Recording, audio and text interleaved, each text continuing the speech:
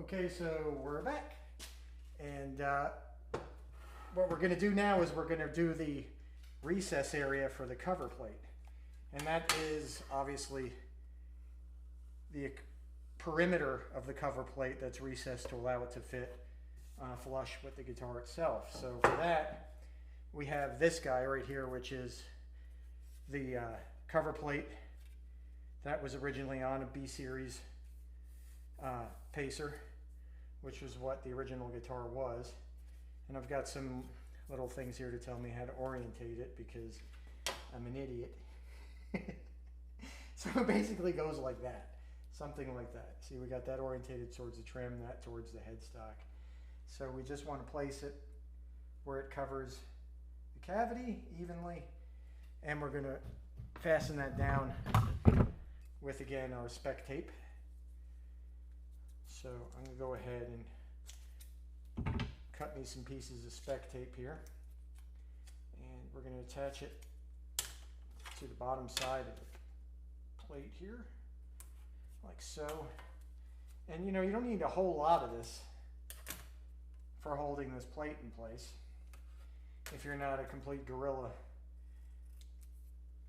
in terms of how you move the body into the cutter head. If you're not just like slamming it around, you don't really need a lot of this stuff to hold it in place. So like something like that, right, is going to be okay. I'm probably going to put maybe one more piece, two more pieces in selected spots, like one here, right, further away from the edge the better. And then what we're going to do, that looks good right there, is we're going to take off the backing on the tape, right, and we're going to put it in place, and then we're going to add some other pieces of plexi to the bottom to level it all off so that the workpiece doesn't rock on the table and you end up with a really just whacked cut. So we're going to try to line this up nice and even, like that. Press it down into place. Right? That's in good. Now, if we weren't to put this stuff on there, obviously when we were to do something like this, it wants to rock, right? So we need another piece of plexi to kind of even it out. So I'm just going to use this neck sort of template that I got here. I'm just going to fix it with just a couple of pieces of tape. It's really not knocking against anything.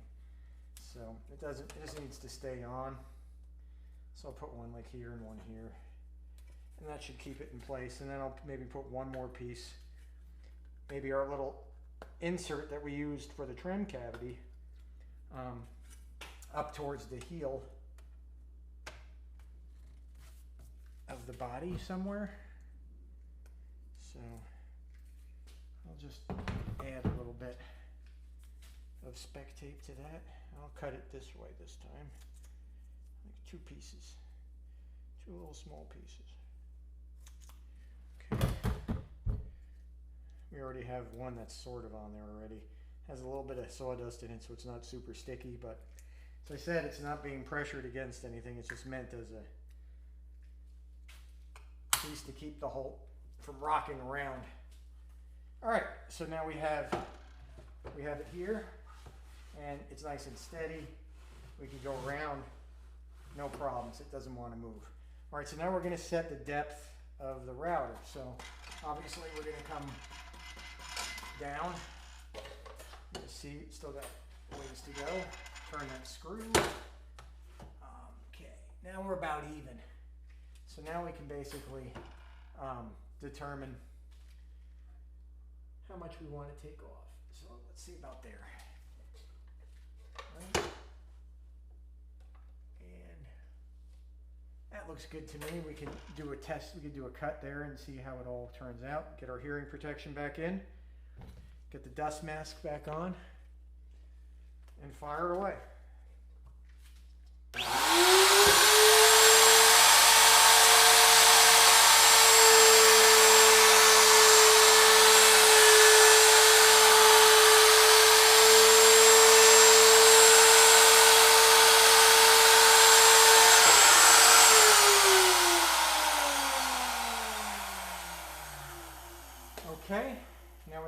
bit deeper, right about there, and finish it up.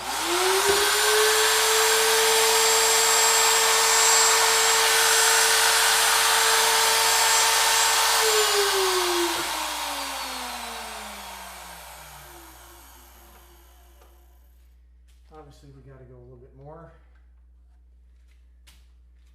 Just double check everything's still okay.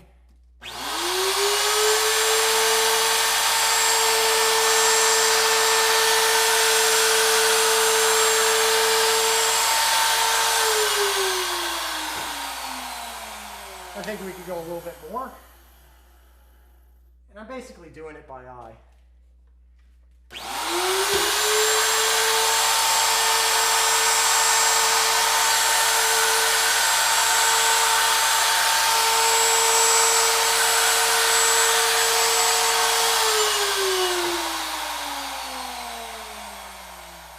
I think we're just going to do maybe another thread.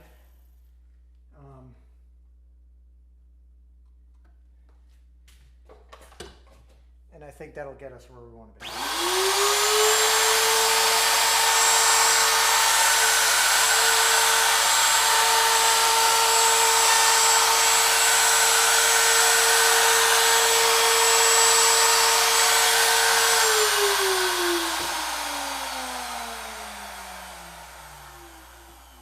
Well, let's look at it. Well, we want to do a little bit of sanding. So maybe another thread.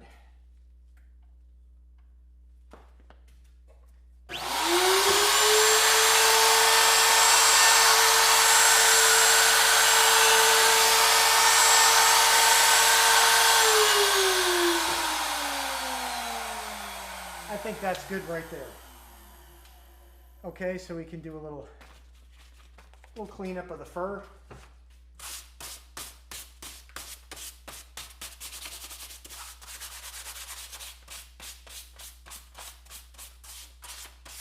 So we can see what we did. Okay.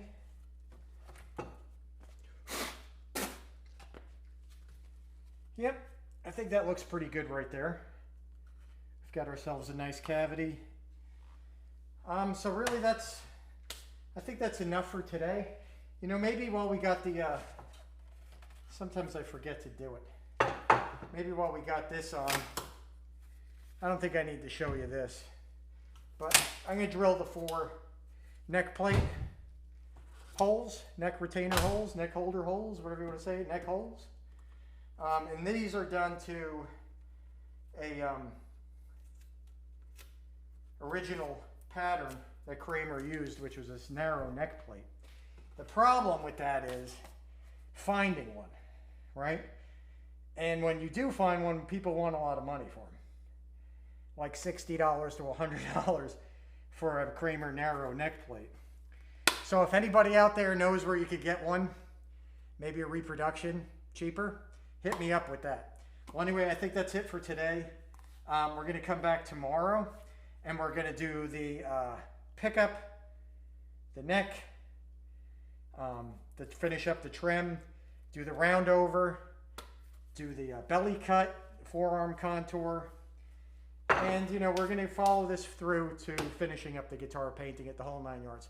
So in any case, thanks for watching, if you're still watching, and I'll see you tomorrow. So have fun.